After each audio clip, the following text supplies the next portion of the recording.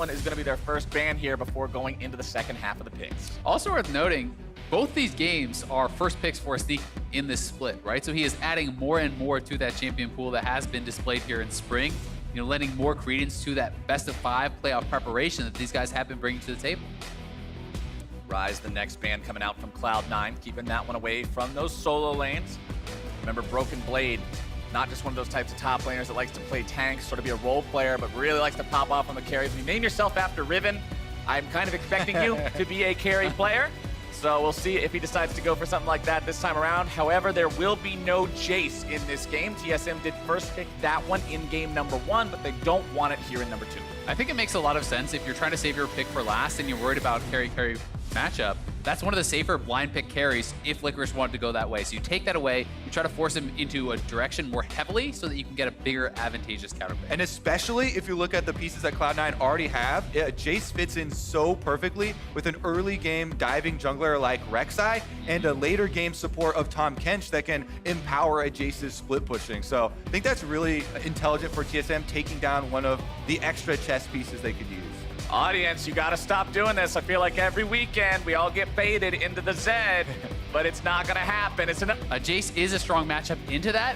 A GP would be a pretty nice answer here from Licorice if he wants to go for it. You can certainly have difficulties in the early levels dealing with actually the auto attacks on barrels, denying those chains, but you can sit back, farm it out, clear those waves, and utilize your ultimate to help otherwhere. It's very much the bank blank strategy here. When you're looking at Kennen, there's not a lot of options for actually winning that lane early, especially with Jace banned out, as you mentioned. So he's going with the economy strategy here in the Gangplank. Plus, it is Cloud9 adding another global ultimate to this team. Ashe, Tahm Kench, and Gangplank, all with lots of map pressure across the other side. And Cloud9 says, all right. Morgana is also a very safe blind pick because has exceptional wave clear with the W max. Corki will be the answer. I think this makes a lot of sense. Nothing really for Morgana to block as far as CCs or mitigate there. And it is a consistent form of magic damage to knock those black shields off of other people. And a huge damage scaling here for Bjergsen in the mid lane for TSM.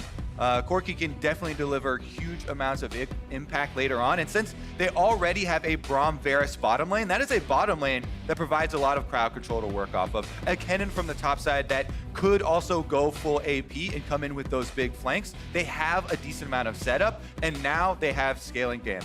Corki and Varus also have plenty of range. A lot of poke can come out from these guys, and if you try to engage on a team that has Kennen and Braum right next to them, they can make a lot of crazy things happen. Yeah, it's going to have to be looks like a remake. They didn't actually trade. Sneaky and Licorice did not trade their spots. I'm not sure if there was some sort of error or if they just left it too long and it got past 20 and they had to... That's a bad sign. Looking kind of slow there on the champion swaps. They had an Ashe top. All right, we do have... It was a client error that caused them not to be able to trade. It wasn't Cloud9 doing Cloud9 meme stuff and juggling champions back and forth too much before the timer ran out, but... Champion Select will be remade. All of the picks are going to be locked in. There's not going to be any changes. As soon as everything gets locked in again, we will launch ourselves into game here for game numbers alone. Very, very true here. And Reaper going through, coaching each of them. All right, when you need to pull off the swap, got to click it before 20 seconds left. Accept, not decline. This is Reaper. The statement has to be... Is your brain on? Listen, buddy, because that's how you know that he's in the serious mode. He's ready to give the real advice at that point. But Cloud9, they look good in game number 1. They got to be feeling good coming into the second matchup now. More traditional comp, not going to be seeing the Sona, the Taric, anything like that. And that's honestly one thing I like to see. If you pull out a cheesier, newer age strategy and then just go all in on that, only index onto that, it sometimes can fall flat on its face. But Cloud9 are saying, all right, we shook things up in game number 1. Now we're back to our roots here in number 2. Yeah, I mean, it's definitely... Have that happen in a best of 5, that can seriously put you in a spot where your opponent has no idea what in the world to react to. And Morgana also, for people who might be wondering, well, hey, what's Morgana doing back in the mid lane if maybe you're not super well versed in the champion ever since it got that slight change with the Kayle Morgana reworks? Everything about her is the same, except now the ultimate gives her move speed towards targets that are bound up in the shackles. So it means she can stick to people easier. The Tormented Soil is free wave clear, and it just makes her really oppressive. Yep, just added some more damage to it, so rounding out some of the strengths there. And especially in mid lane, we kind of talked about it. It is about just trying to push out those waves, farm up, and then later in the game, you lend a very long binding bind duration to your team for trying to figure out picks. Also, Black Shield can be so important for protecting these carries. Yeah, the timing of that to immune a Braum stun, a knockup from J4, all these different sorts of things that can come through is so critical. TSM does have a fair bit of magic damage to be able to knock through that Black Shield very quickly, though, if it's ever mistimed. Crowd comes to life, and the players take their spots. We're heading into Summoner's Rift here for game number 2 between Cloud. So tilted when the other jungler takes this, right? And for TSM, for Broken Blade, you roamed all the way down. You walk there, you're like, great, I'm gonna have this advantage. No, instead it's gonna be GP sitting back, regenning health, regenning mana, being able to clear out these waves over and over and over. Bottom side, Svenskeren now coming in trying to make the play. Smoothie gonna be hopping to safety, getting himself back to bed, but here comes your execution! And Svenskeren will find first blood. That's the payment for those summoner spells that were spent aggressively for TSM, so Svenskeren coming up big again. Oh my goodness, Cloud9 are off to the races once again. Thought they were going to be punished here by trying to sneak away the Ocean Drake, but that turned out in their favor in the end. Now the bottom side for them to take, but he doesn't have teleport to actually reset on the map right now. Niski is trying to stay at range, fire those bindings in the fight, be artillery here for his team, or maybe just throw down some more tormented soil onto the Drake. Pull off a miracle here for a second time. TSM looking for the chance to make something happen. They're looking to go in. It's a Broken Blade going into the back lines of Cloud9, looking to find the CC. Not going to get a whole lot just yet. Smoothie's going to be taken down by Niski. Svenskeren now finding the damage. Flint's going to be executed. Svenskeren takes him down. Acadian's cut down next. And that is 4 kills, Cloud9.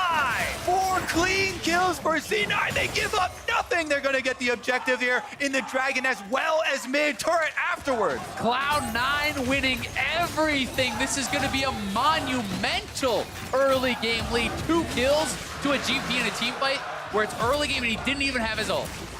In the possibility of getting a flank off with Broken Blade to maintain control over this Drake pit. And now it's going to be a smite fight yet again. Acadian down to half HP. Drake going to be taken down by the side of C9. As the Rek'Sai ultimate comes through, Acadian's going to be taken low. Svenskeren going to be forced out of the fight. The gangplank ulti comes down. GP looking to work his way into the fight. Sven going to be taken low now as well, getting himself away. Broken Blade with the flash over the wall. Sneaky takes down Sven, but he's going to fall himself. It's 80 carry for 80 carry so far as Bjergsen eliminates Niski and now tries to get himself away from Licorice. Broken Blade grabs the kill onto Zeyzal as the Pirate will run down that poor little Corki, and Licorice goes on a killing spree. TSM this time around get the extra kill, collecting 3 of them. The Dragon was picked up by C9, though, adding another Cloud to speed them up. Such a bloody fight there, but TSM fighting back despite losing that Dragon. As you say, they get an extra kill. They're keeping this gold lead very close, and here this is one more time. Of war to try and check this vision. And I think C9 has been one of, if not the best team at actually playing around this Baron with the vision game. Svenskeren and Zeyzal in particular really combining to so effectively fight this battle, and that is why TSM is here grouped up, trying to get vision back. Svenskeren might be in some trouble though, going forward. Acadian now going to be taking a lot of damage, goes into the stasis, keeping himself alive. Smoothie having to run away. The Jarvan will fall. There goes Smoothie next. It's a rampage for Licorice, and Cloud9 find 2. They can just start up the Baron now here. There's no more front line for TSM to actually check this, so this should be easily C9's jungler is down. And they've got a stranglehold on this game. C9 control wards in the jungle immediately pay off here, and that will be C9 in purple. Cloud9. Buff is in their hands. We got to praise Broken Blade for playing well on TSM in a game. The rest of the team looked kind of shaky here in game number 1. And although he's not doing poorly here in game number 2, it really is Licorice popping off on this GP. 6 out of 9 kill participation. Has a second BF sword in the inventory. Acadian eats the arrow to the back, and now the follow-up damage will come through. He tries to issue a dunk, but instead, he only finds his death. They'll try to waste their time with the Cataclysm walls, but that is it. And picks like that are crucial when the enemy team's already wearing Baron buff. The minion waves are already there. You immediately lose objectives after getting a pick like that. This is 2 turrets immediately after. And look at Broken Blade. He's stuck with the rest of TSM. Cloud9 have eyes on this. The poke from C9 finds its way onto Sven, and Cloud9 will successfully move up and take the first inhibitor. Inhibitor number 2 now under pressure. Licorice has managed to make it so this one's already mostly dead in terms of the turret, and Svenskeren will keep the minion wave enchanted here in the mid lane. Down to this TP coming in.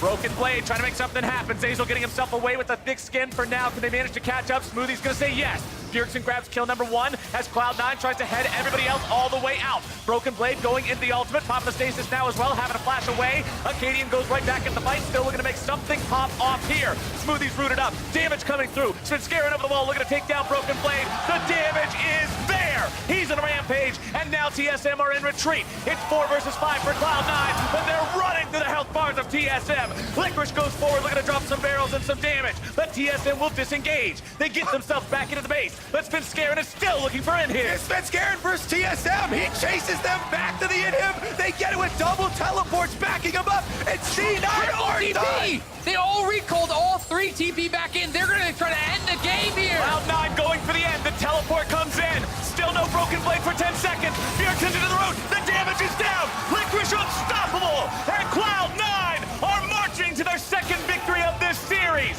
TSM will try to hold, but there is no way they can 3v5 this here. Cloud9 have made their way over the Nexus, and they have made their way to match point.